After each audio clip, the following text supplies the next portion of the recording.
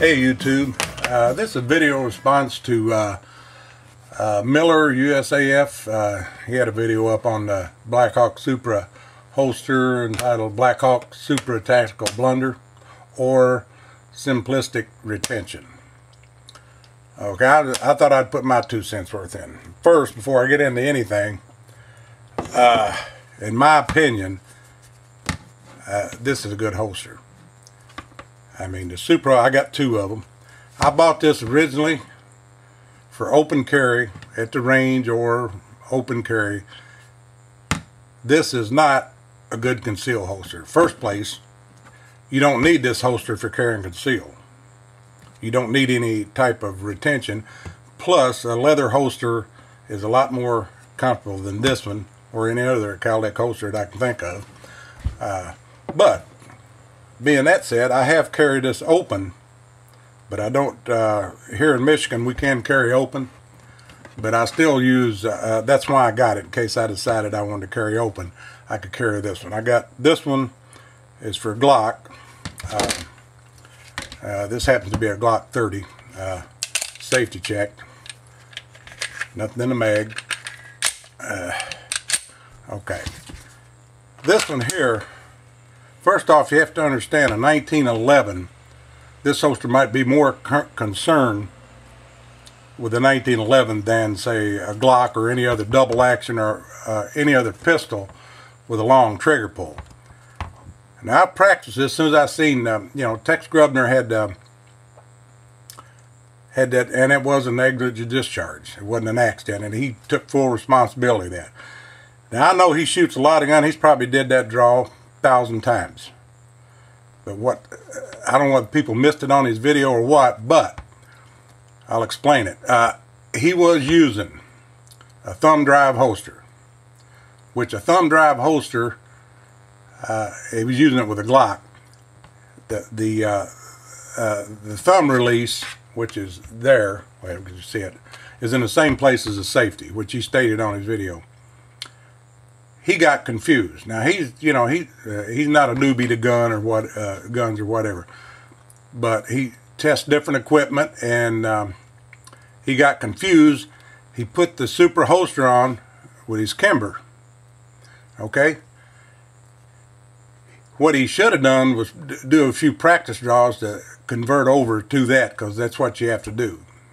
Basically, if you're going to carry, you should carry the same way all the time. And if you do switch, which sometimes I do, you should actually practice before you go out and start carrying if it's a different firearm. It's just a matter of training. This holster was designed, and with a Glock, I can't make it discharge. Okay? You know, it's got a long trigger. Well, I sit there and draw it and draw it and draw it and draw it, and I can't make myself pull that trigger because it comes down and hits on the side. It's got that little safety there. I can't make myself do it as hard as I push it. Okay, that's a Glock. Now 1911 would be a little bit different. You don't have a shortest trigger pull, and I got my 1911. It's cleared, cocked and locked. Check it again. It's clear. Okay, 1911 has got a short trigger pull.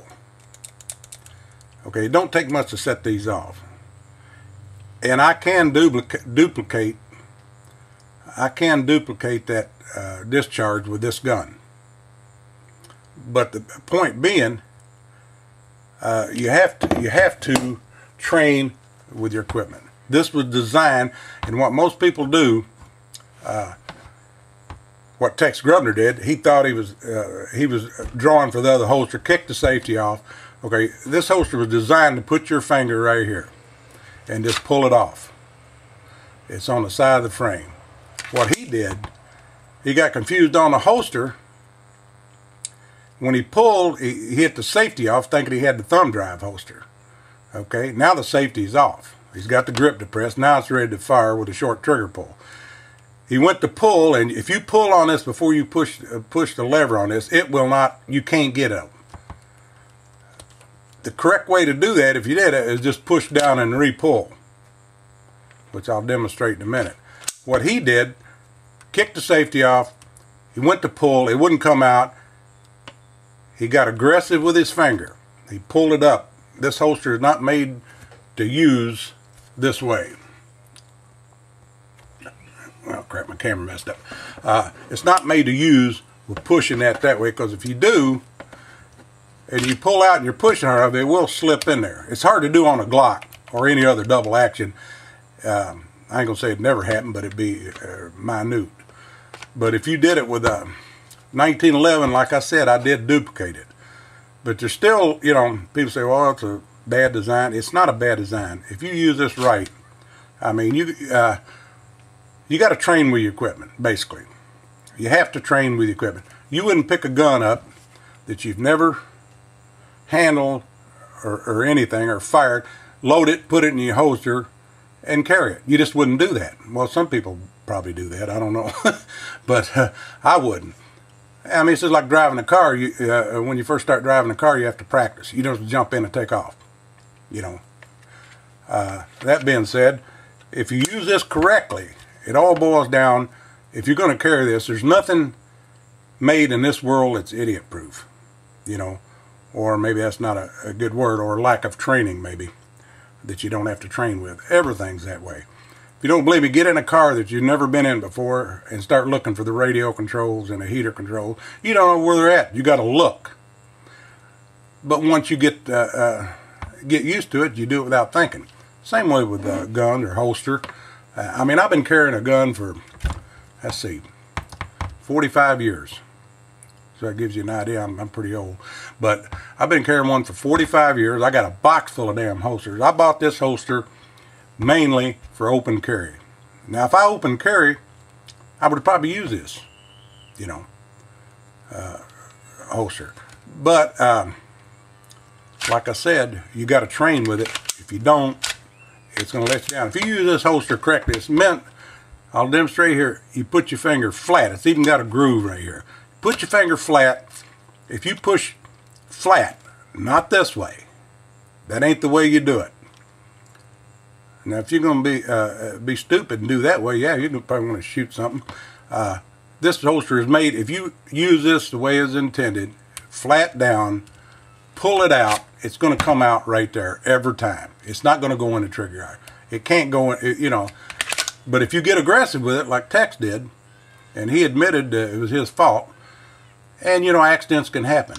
And like I said, it's probably more prevalent with a 1911 than it is any other double action. You know, it's hard to do with a Glock. I've not been able to do it yet with a Glock. I mean, I pull it out and push as hard as I can, and it slips in the trigger guard. I'll do it again. I'm pressing real hard. It slips in the trigger guard, but the trigger didn't pull. One reason is because it's got that safety on the edge of it there.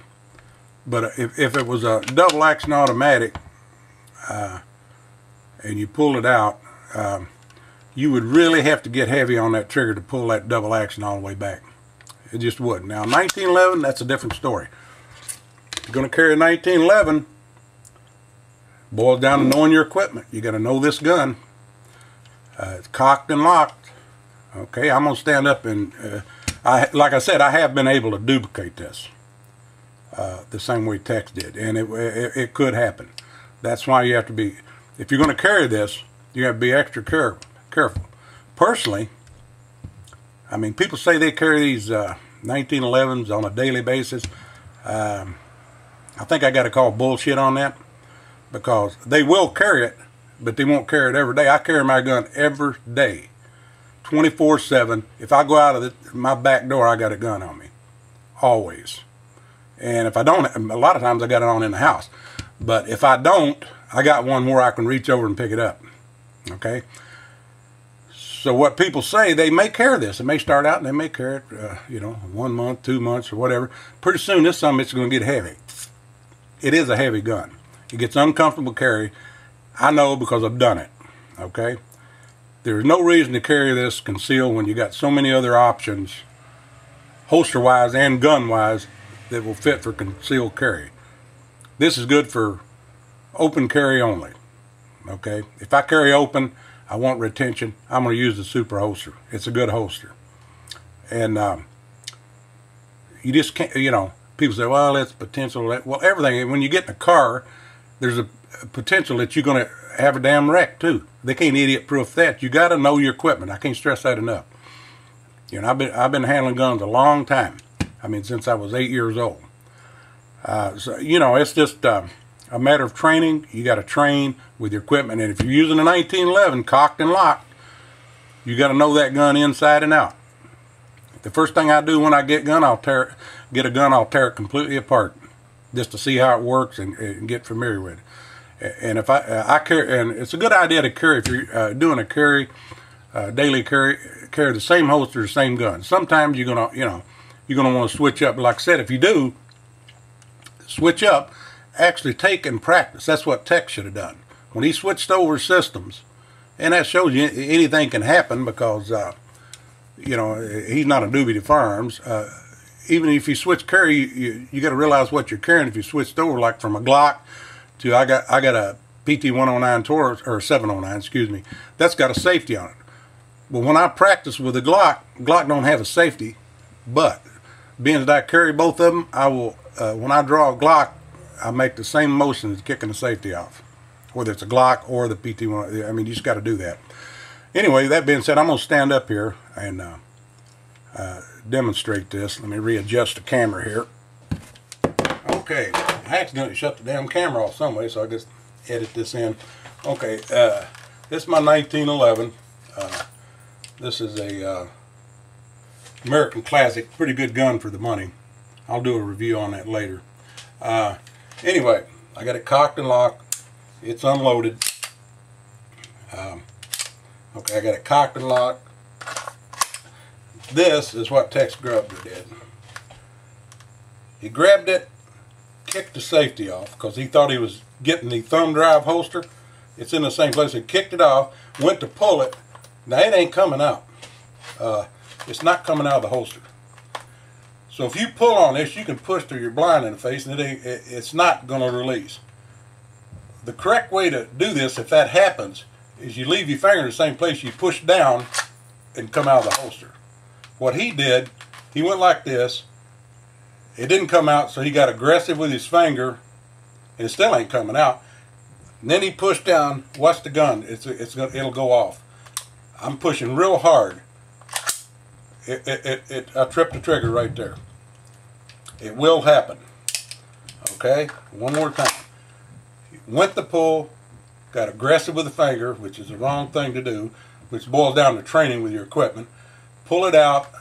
I'll get down here, watch the hammer go off. Well, I had the safety on that time. Okay, let me do it again. Safety off. Okay, I'll do it again. Down, he kicked the safety off. Now the gun, it's got a short trigger pull. Now I'm pushing real hard. My finger kinked up. The gun will go off when I pull this out. It went off right there. That's how he shot himself right there. Okay? That's misuse of equipment. You got to know what the hell you're doing. You know, if you're an idiot, don't buy this holster. Because you'll shoot yourself. You got to train with your equipment. The proper way to draw this gun, and you could draw it, you grab it, and the way I do it, I push down with my hand like this and pull out. See, it caught that time and I pushed it back down. I'll see if I can do I grab it, push down and pull out. I mean, you can do it pretty quick. See there, it did it there. If you pull, this is not coming out. You got to grab it, push down with your finger there, and pull out. Just like that. And hung in. I'm doing that to show you. If I push down, grab and push, okay, now it's out. You got to leave your finger the same, pull it out. It's simple, but you got to know that. You know, it takes practice. Just keep doing it, and then after a while, you won't have to do it. Okay. That being said, that's people knock this holster, but if you're going to use this gun here, know how this gun works. Know how your holster works. If you don't want to train with this holster, I would strongly suggest you don't buy it. Now, I use this strictly for open carry at the range, in the woods, up north, or if I was going to open carry, I would. I'm not going to use this, carry this gun for self-defense most of the time. Like certain situations I probably would. I normally carry my Glock 30 or 27, and I got a holster for that too. You know, I would use this if I was going to carry this open carry. That's the reason I got it. I would not carry a 1911 every day, concealed or otherwise. Too heavy. Well, that's my 2 cents. I hope this video ain't too damn long. Maybe I explained some of the stuff, but basic rule is it's more of a danger using the holster if you don't train if you got a 1911. You keep that in your head. I mean, you should still train to use it, even you know, if it's a different gun. But it's real easy to do. I mean, you know, it's real easy to do if you kick that safety off. Of course, if he hadn't kicked the damn safety off, he got confused on the holster. If you know, if he did this and he didn't kick the safety off, which you normally don't do in that position, and pull it out, see, it ain't going to go off. You know, you pull it out and then kick the safety off. So he just made a mistake. You know, everybody flamed him for it, but it just goes to show you he was man enough to put the thing on there, take full credit with it, and show people. And a lot of people benefit from that. It's obvious about all the videos that's been done on this holster. The only thing I can say, if you don't want to train, if you want something that's idiot-proof, you ain't going to find it. Okay? You even have to train with a leather holster that ain't got that, because you can do the same thing there if you push too hard. You know? But anyway, that's my 2 cents. I hope this damn thing ain't too long. Anyway, everybody be safe. I'm out.